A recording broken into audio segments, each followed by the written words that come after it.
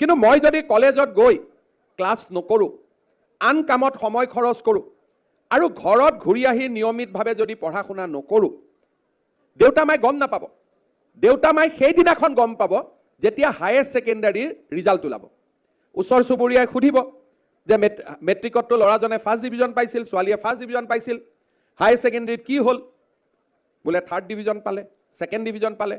দেউতাক মাকে লাজতে কি ক'ব যে পৰীক্ষাৰ সময়ত ল'ৰাটোৰ বেমাৰ হৈছিল, ছোৱালীটোৰ বেমাৰ হৈছিল, সেইকাৰণে বেচেৰা বেচেৰীয়ে এইবাৰ ভাল কৰিব নোৱাৰিলে। আকৌ গাঁৱৰ মানুহক ফাঁকিটো কোনে দিব লাগিলে? দেউতাক মাকে দিব লাগিলে।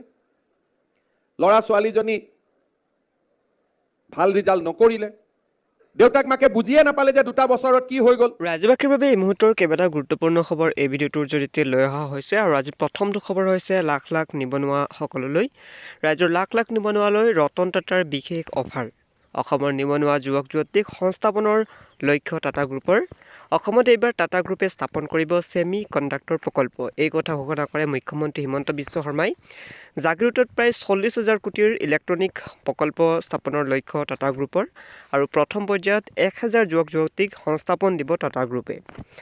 পৰৱৰ্তী পৰ্যায়ত আৰু অধিক নিবনুৱাক সংস্থাপনৰ লক্ষ্য টাটা গ্ৰুপৰ। আজি দ্বিতীয়টো গুৰুত্বপূৰ্ণ খবৰ হৈছে LPG চিলিণ্ডাৰক লৈ আৰু নতুনকৈ 75 লাখ চিলিণ্ডাৰৰ সংযোগ দিব চৰকাৰে। 600 টকাতে লাভ কৰিব গেছ চিলিণ্ডাৰ। আৰু কেন্দ্ৰীয় মন্ত্ৰী হৰদীপ সিং পুৰীয়ে এই কথা ঘোষণা কৰিছে। নতুনকৈ LPGৰ সংযোগ আপোনালোকেও ল'ব পাৰিব। প্ৰধানমন্ত্ৰী উজ্জ্বলা আঁচনিৰ অধীনত আপোনালোকে এই LPGৰ কানেকশ্যন লাভ কৰিব।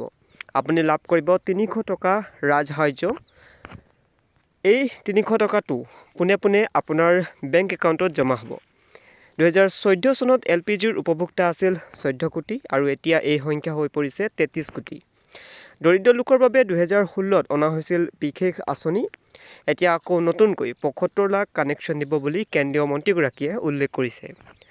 আজি দ্বিতীয়টো গুৰুত্বপূৰ্ণ খবৰ হৈছে ক'ভিড ভাইৰাছক লৈ। বিশ্বত পুনৰ ক'ভিডৰ নতুন ভেৰিয়েণ্ট ধৰা পৰিছে। ভাৰততো ধৰা পৰিছে ক'ভিডৰ নতুন ভেৰিয়েণ্ট JN.1। ভাৰতত 24 ঘণ্টাত ক'ভিডত আক্ৰান্তৰ সংখ্যা 339লৈ বৃদ্ধি পাইছে। কেন্দ্ৰীয় স্বাস্থ্য মন্ত্ৰালয়ৰ তথ্য অনুসৰি দেশত 1492 গৰাকী সক্ৰিয় ৰোগী আছে।